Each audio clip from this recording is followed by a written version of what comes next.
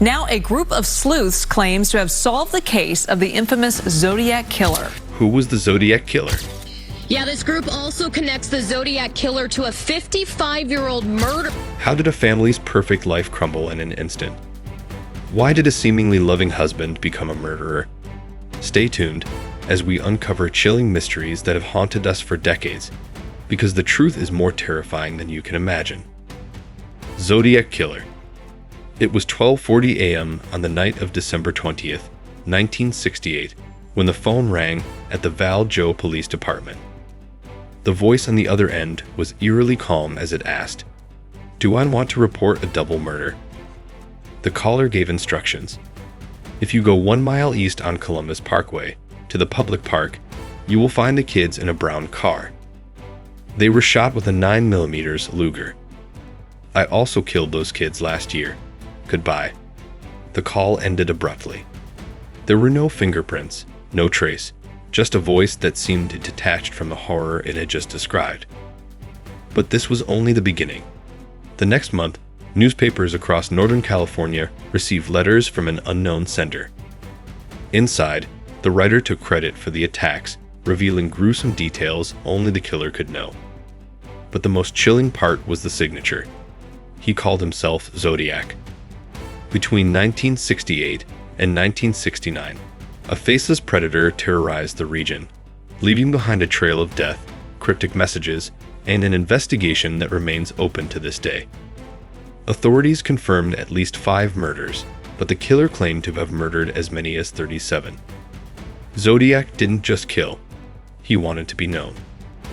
He taunted investigators with letters, riddles, and ciphers, some of which remain unsolved. On December 20th, 1968, 2 young lovers, Betty Lou Jensen, 16, and David Faraday, 17, parked at a secluded spot near Bishop, California. They were ambushed by the Zodiac, who shot Betty as she tried to run. David was shot in the head, dying instantly. The scene was eerily empty by the time police arrived, with no witnesses or evidence. On the 4th of July, 1969, Darlene Ferrin, 22, and Michael Mageau, 19, were attacked at Blue Rock Springs Park, just 2 miles from the first crime scene. The Zodiac shot them both before calmly walking away. Later, the killer called the police, confessing, "I also killed those kids last year." A month later, the Zodiac struck again at Lake Berryessa, attacking Cecilia Shepard and Brian Hartnell, stabbing them both before writing a message on their car door. The police received another phone call, this time from the killer himself, taking credit for the attack. October 11, 1969, marked the Zodiac's final murder. Paul Steen, a San Francisco cab driver, was shot and killed by the Zodiac in Presidio Heights, his body left in the cab. Days later, the Zodiac sent a letter to the San Francisco Chronicle, including a piece of Paul Steen's shirt as proof of his crime. Despite investigations, sketches, and surviving witnesses, the Zodiac was never caught.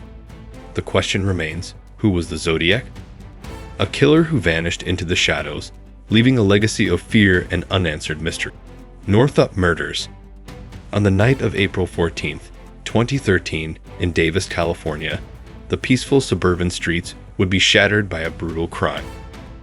Oliver Chip Northup Jr., 87, and his wife Claudia Morin, 76, beloved members of their community, were found in a horrifying scene that left investigators stunned. Chip Northup was a man of many talents, a World War II veteran, and a respected attorney. His lifelong dedication to service extended beyond law, with leadership roles in the community and a passion for music. Claudia was a compassionate, creative woman, deeply involved in the local Unitarian Universalist Church and loved by her family. However, their peaceful life would come to a tragic end when Daniel Marsh, 15, consumed by dark compulsions, decided to act on years of violent fantasies.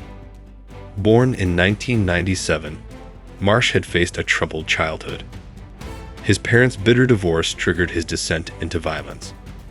At age 10, he was already fantasizing about murder and describing disturbing thoughts to his therapist. By age 14, his homicidal urges intensified, and his obsession with serial killers grew. On April 13, 2013, Marsh ventured into the Northup home. Armed with a knife, he silently entered their bedroom, where he watched the couple sleep for 10 minutes, savoring the moment. He attacked Claudia first, stabbing her repeatedly as she screamed for mercy. Chip barely had time to react before Marsh turned the knife on him. The brutality of the attack left 128 stab wounds on their bodies. Afterward, Marsh, in a disturbing display of joy, bragged to friends about the murders. His lack of remorse shocked everyone, and his bragging ultimately led to his capture. On June 17, 2013, Marsh was arrested after his ex-girlfriend reported him to the police. During questioning, Marsh confessed, detailing the horrific act and describing the thrill he felt. He revealed the murder weapon and bloody clothing hidden in his mother's garage. Despite his initial denial, Marsh was convicted of 2 counts of first-degree murder and sentenced to 52 years to life in 2014, with the possibility of parole after 25 years. The Northup and Morin families were left to cope with the loss of 2 beloved family members, and the brutal crime would forever mark the town of Davis. Despite the sentencing, the question remains, can someone like Daniel Marsh ever be rehabilitated? Laci Peterson. On December 24, 2002, the disappearance of Laci Peterson sent shockwaves through Modesto, California, and the rest of the nation. Laci, 27, was 8 months pregnant with her son, Connor, and had just begun preparing for the arrival of their first child with her husband, Scott Peterson. Scott reported Laci missing that afternoon, claiming he had gone fishing at the Berkeley Marina and returned home to find his wife gone. The search for Laci quickly became a media frenzy, and the community rallied together, hoping for her safe return. But as the investigation unfolded, suspicions began to grow around Scott's behavior. His calm demeanor, odd responses to questions, and avoidance of certain aspects of the investigation made many question whether he was truly grieving or hiding something.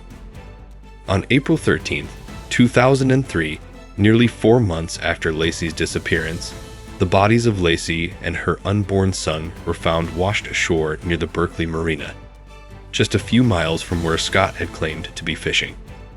Forensic evidence confirmed that Laci had been murdered before her body was dumped in the water, and Connor, her unborn child, had also suffered a tragic fate.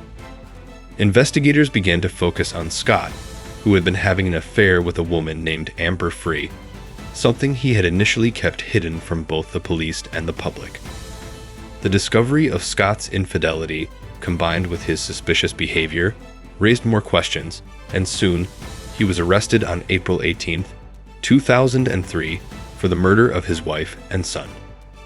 Scott's trial began in 2004, where the prosecution argued that Scott killed Laci to be free of his responsibilities and to continue his affair with Amber. The defense tried to paint Scott as a grieving husband. However, the evidence against Scott mounted.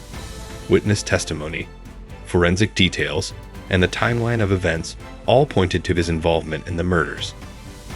Ultimately, Scott Peterson was convicted of 2 counts of murder, 1 for Laci and 1 for Connor. He was sentenced to death, but the case continues to haunt the legal system as Scott has pursued numerous appeals over the years. Despite his conviction, the pain and grief of Laci's family and the community remain. These unsettling cases don't just end here. What if there's even more to the story? Don't miss out on the next video, where we dive deep into what happened to these missing people. 5 cases that remain a mystery.